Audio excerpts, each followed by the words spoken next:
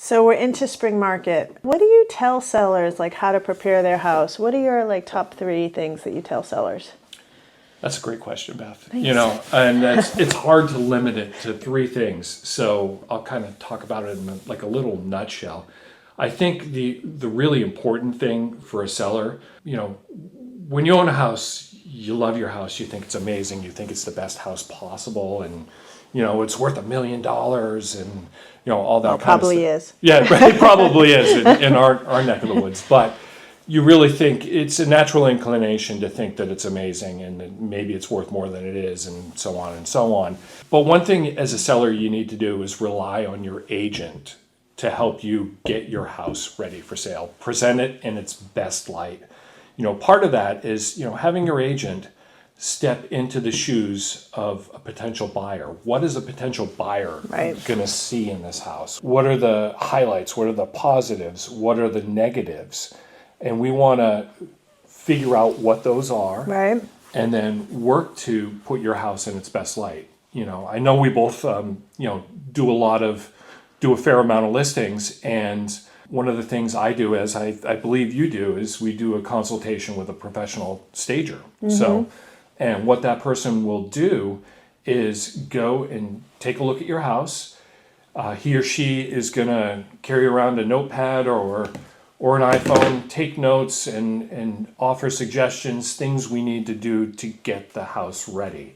So this may include some landscaping, mm-hmm. It may include painting some non-neutral colors, it may include some repairs. I mean, that happens often as well.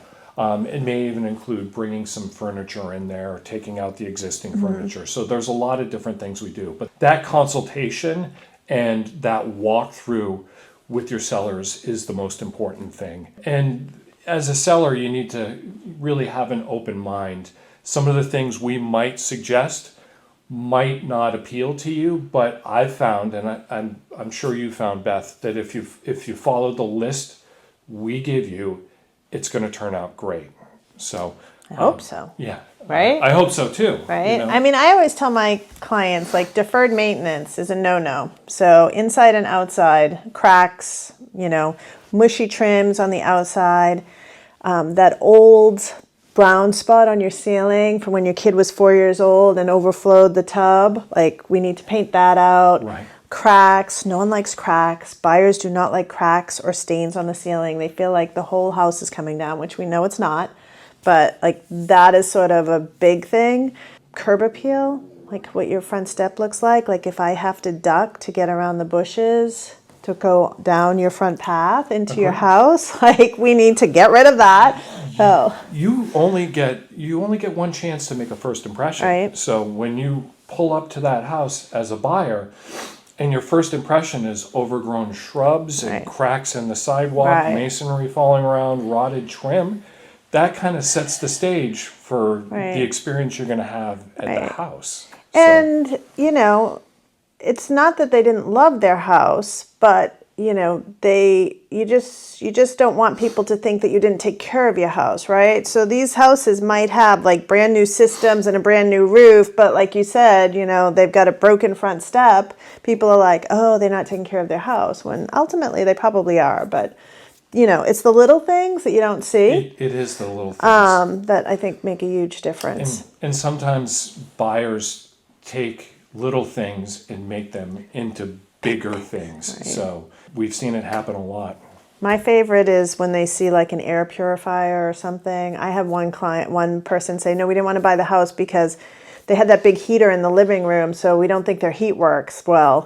And I was like, well, that was an air purifier. So now, everything, air purifiers, not dehumidifiers in the basement, but all of those things, they have to come out of the house. Like, you just can't have people putting question marks where there shouldn't be question marks, basically. Exactly. Oh. And we're not trying to hide anything from buyers. We're just trying to put the house in its best light. Right. So obviously, if there's anything wrong with the house that we know about or the sellers know about, we disclose that.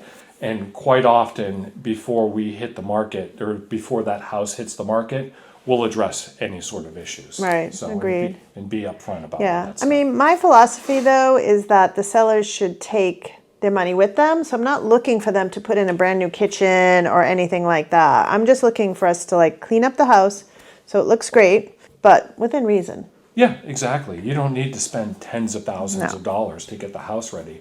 There's a lot of small things you can do to make the house look amazing. Right. And paint So, is cheap. paint is very cheap. Very And cheap. We could do a whole episode on like things that you can, small things that you can do to enhance your house. It's true. It's true. But paint is cheap. Paint is good, and you know that blood red color in little Johnny's room may appeal to you and little Johnny, but it may not necessarily appeal to somebody coming in there. So best to go with a neutral color. If you have to paint anyways, unfortunately. I love color, and I don't really love the all gray house, so that when you're looking at pictures, you can't tell which room is which because they're all the same color gray. I mean, I do like a little variety, but nothing too crazy. I agree with you. And we also, conversely, we have houses that the sellers don't want to do a thing. It's okay. We're going to advise them not to do a thing because you're not going to get your money back. Let's put the house on the market as is. It's being sold as is. What you see is what you get. Yeah. So leave that up to the next person. The next homeowner can add their own personal touch, deal with a new heating system. Maybe they don't want a new oil boiler, and maybe they want to go with a heat pump. Right? Who knows? Yeah. No, it's true. So you just disclose it. It's fine. And that's why you rely on folks like Beth and myself to really point you in the right direction on these small fixes, if anything, to get your house ready for market. There's very few houses that I've walked into that don't need at least a little something. Yeah. It's really hard. It's hard to come by. So. Yeah. Because people enjoy living in their houses, right? So. They do. I mean, I've got a listing now that, you know, it's certainly a fixer-upper, and there are things we could have done to make it look better and freshen it up, and we could have polished the floors and painted the walls, but in the end, is that going to change the delta, or is it going to make enough of a delta to move the needle on the pricing? Exactly. For the seller, it's not. No. So what we did was we just emptied out the house, cleaned it out a little bit, and we're selling it as is, and the seller's going to end up with the same amount of money anyways. Exactly. So. Exactly. So, just little pointers. So. Hope that helps. Yeah.